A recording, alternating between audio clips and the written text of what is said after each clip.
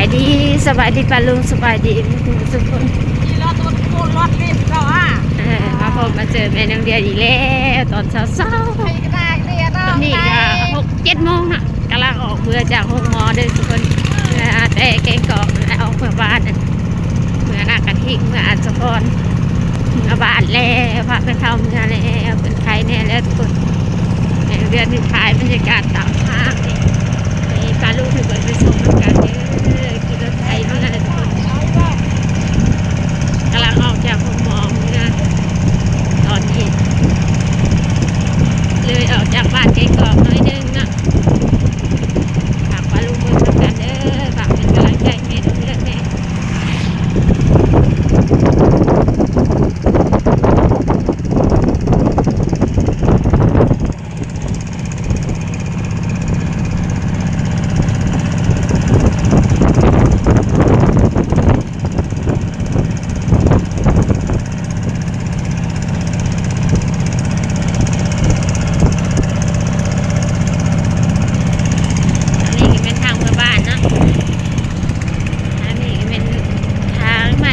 กอกเลยทุกคน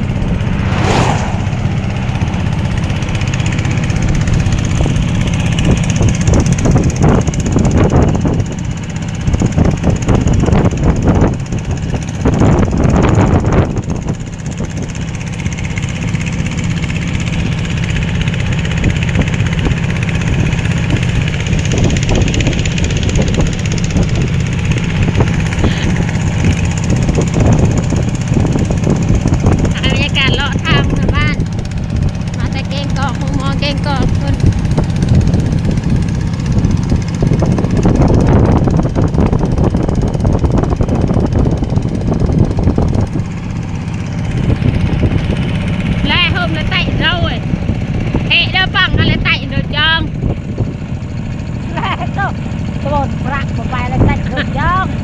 เอาหนาวเหรอไปหนาวเจอ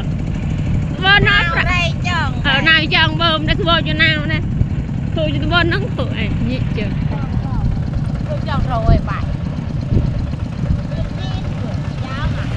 เดี๋ยวก็ปนแดดมาจังอาบาดไว้มาเอาทอดแน่ไข่เท่าไรฮะ7 ข้อเอา10ไปแล้วเอา8ก่อนก็ได้เฮ้ยไม่ค่าก็งามจบดีเฮ้ยผู้งามก็ใจดีอีกพร้อมงามทั้งใจดีพร้อมไม่ชอบเลี้ยงเชียวย้ำไม่เท่าโอ้ยเปรกยากไอ้น่าเปรกอะ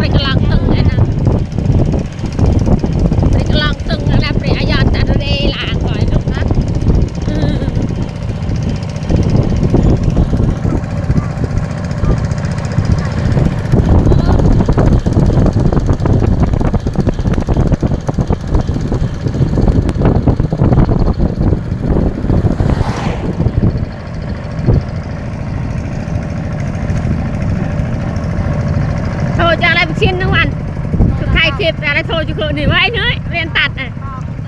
เอาแล้วไว้อะไรจะเจ้าโทรอันตัดได้ฟรีเลยคือไทยเจอีบันเจนี่โทรนึงเนี้ยป้าเขาหน้าแซงงามเปิดดับเฮ้ยชิปสาวสอบด้วยมอเตอร์ไหนอ่ะต้องนึกชำไหน เขาเนี่ยได้ทองจะได้นะเราหน้าไม่ได้เขาจะได้ ชมวิวชมวิวละจ้า ใจเป็นคนได้ด้วย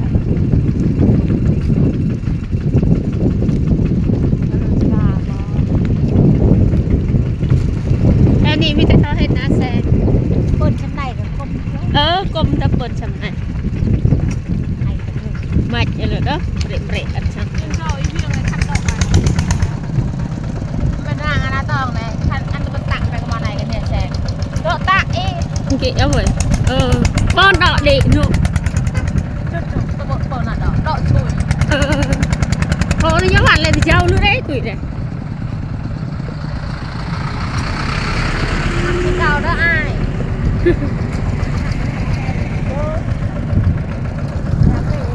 หวานโทนึงอะไรแต่เจ้าเว้ย ร้ายบอก เอาเลยปักกินนานี่จะตองอะไร โอ้บุญเป็นหนาว เพิ่นลูกชิ้นเผ็ดคือไอเด้ตอนหยกโกอ่ะ ไม่หนังเรื่องเยอะเสียก่อน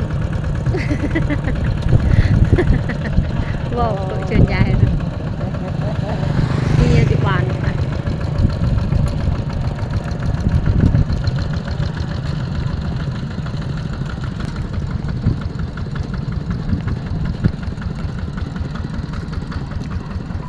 เราที่เบรกเป็นไทยคลิป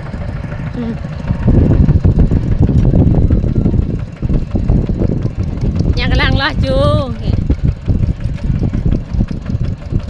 กำลังรออยู่ดูเปรี้ยเนี่ยเด้อเด้อล่ะเด้อ